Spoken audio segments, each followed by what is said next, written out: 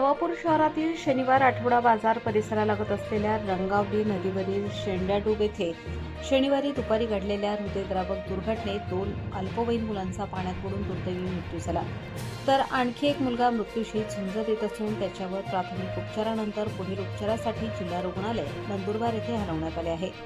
या दुर्दैवी घटनेमुळे संपूर्ण नवापूर शहरावर शोककळा पसरली असून सर्वत्र हळहळ व्यक्त होत आहे।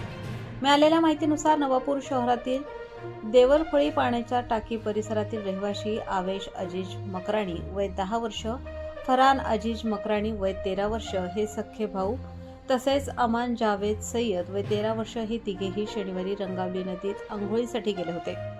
आंघोळ करत असताना खोल पाण्याचा अंदाज न आल्याने तिघेही पाण्यात बुडू लागले। परिसरातील नागरिकांनी आरडाओरडा ऐकून घटनास्थळी धाव घेत मदत कार्य सुरू केले आणि तिघांनाही बाहेर काढून तातडीने नवापूर उपजिल्हा रुग्णालयात दाखल केले। उपजिल्हा रुग्णालयात बालरोग तज्ञ डॉक्टर युवराज पराडके व त्यांच्या वैद्यकीय पथकाने तिन्ही मुलांचे प्राण वाचवण्यासाठी शर्थीचे प्रयत्न केले, मात्र उपचारादरम्यान आवेश अजीज मकराणी आणि अमान जावेद सय्यद यांचा दुर्दैवी मृत्यू झाला, तर फरहान अजीज मकराणी याची प्रकृती स्थिर असून पुढील उपचारासाठी जिल्हा रुग्णालय नंदुरबार येथे हलवण्यात आल्याची माहिती डॉक्टर युवराज पराडके यांनी दिली।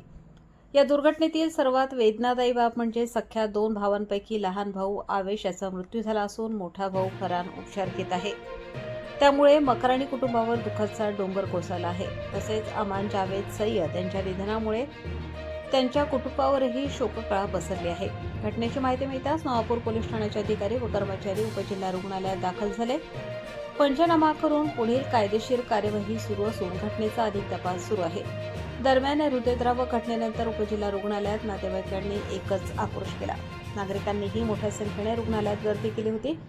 संपूर्ण नवापूर शहरात शोकमय वातावरण निर्माण झाले असून नदी, तलाव आणि इतर धोकादायक जलसाठ्यांमध्ये आंघोळ करताना विशेष काळजी घ्यावी, तसेच पालकांनी मुलांवर सतत लक्ष ठेवावे असे आवाहन करण्यात येत आहे।